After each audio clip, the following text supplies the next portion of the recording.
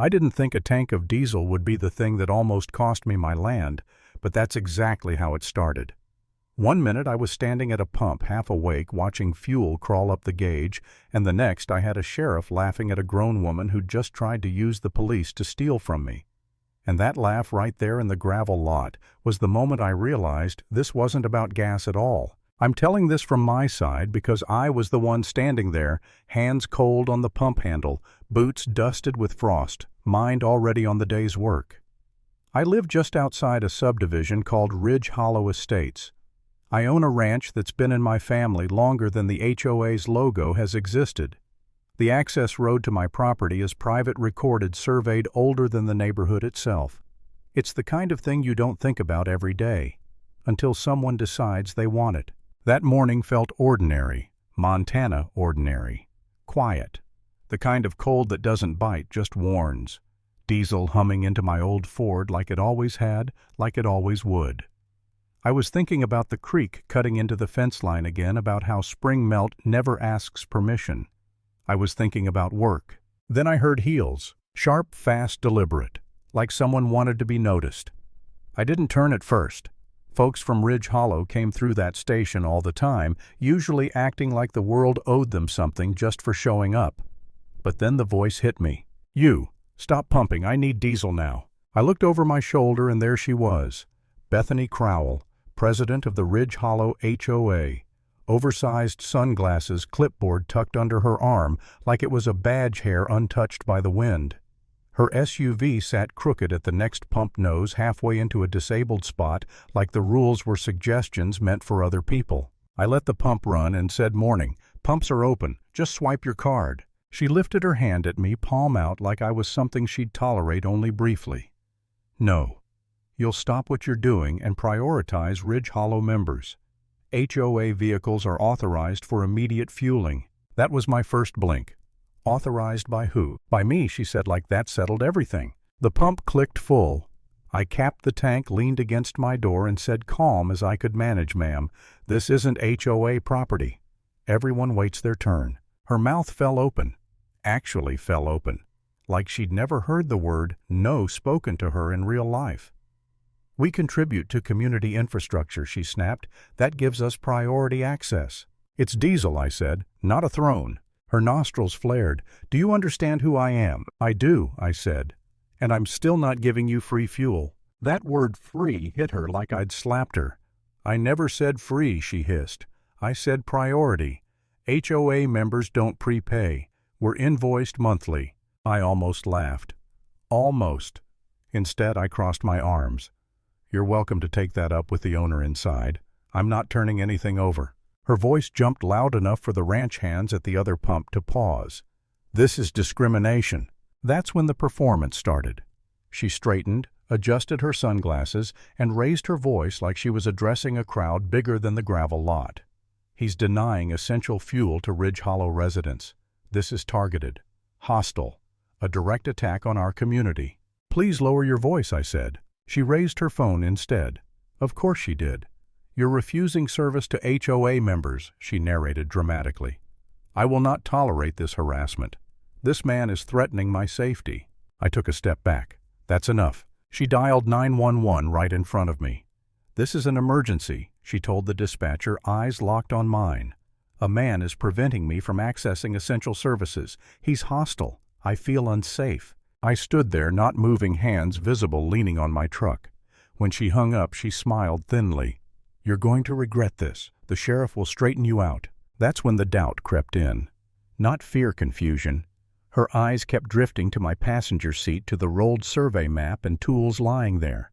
She wasn't just angry, she was calculating. And as the distant wail of a cruiser echoed over the ridge, I felt it settle in my gut. This wasn't about fuel. Sheriff Morales rolled in, lights off but fast, like a man who'd been here before. Bethany rushed him, pointing at me, breathless with outrage. "Sheriff, thank God. This man refused essential fuel to HOA residents. He threatened me."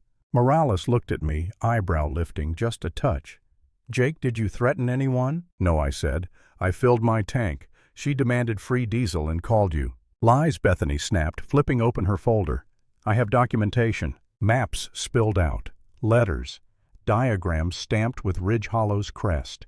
She handed one to Morales with a flourish. Our jurisdiction extends to the community access road leading to Carter Ranch. Morales studied it quiet. Then he looked up. Where did this come from? Our planning committee, she said proudly. We're updating boundaries. This isn't a county map, he said. It will be. I stepped closer. That road is my private easement. Recorded. Predates Ridge Hollow by 40 years. She crossed her arms. You've enjoyed free infrastructure long enough. Morales folded the map. Bethany, none of this gives you authority here. Her confidence cracked. Just a hairline fracture, but I saw it. She snatched the papers back, turned away, and dropped 2 pages. They landed at my boots. I picked them up before she could.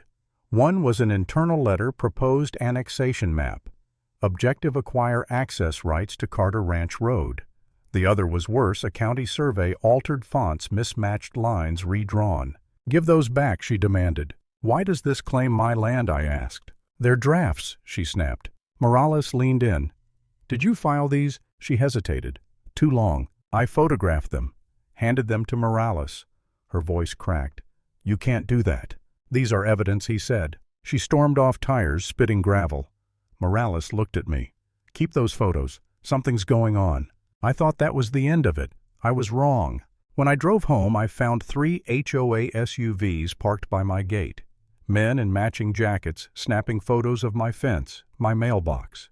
One hammering a bright orange violation notice into my post. Get off my land, I said. Routine compliance inspection, one muttered. Ridge Hollow. This isn't Ridge Hollow. It will be soon. That stopped me cold. A drone buzzed overhead. I felt something sharp settle in my chest. Not panic. Anger. Focused. Cold. For a moment, just a moment, I stood there and wondered if this was bigger than me. If I should just let it go. Sell. Walk away. That thought hit harder than I expected. This land wasn't just dirt. It was my father's work. My work. Letting them take it felt like letting someone rewrite my life. That night, sitting alone, staring at fake violations and forged maps, I felt small, worn down. I asked myself if I was wrong, if maybe I'd missed something, if the system would always side with people like her. Then I called Sarah Whitfield. She didn't sugarcoat it. This is deliberate, she said. They're trying to seize your access road. She showed me metadata. Emails. A developer named Marcus Hale pulling strings behind Bethany. Suddenly it all lined up: the gas station stunt, the fake emergencies, the pressure. That was the moment I stopped doubting myself. I documented everything. Cameras, timestamps, every lie. When the hearing came, Bethany walked in like she owned the place. Marcus smiled like I was already defeated. Sarah laid out the truth piece by piece. The forged map, the emails, the video of HOA officers trespassing. The room shifted. You could feel it. When the commissioners dismissed their claims, when he announced an investigation into fraud, I watched Bethany's face drain of color. Marcus stopped smiling. They didn't yell. They didn't explode. They just collapsed. The HOA lost its authority. Bethany lost her position. Marcus walked out surrounded by reporters, no place to hide. I went home, closed my gate. No celebration, no victory lap, just quiet. The lesson was simple. Power backed by lies always sounds loud, right up until the truth walks in and doesn't need to raise its voice.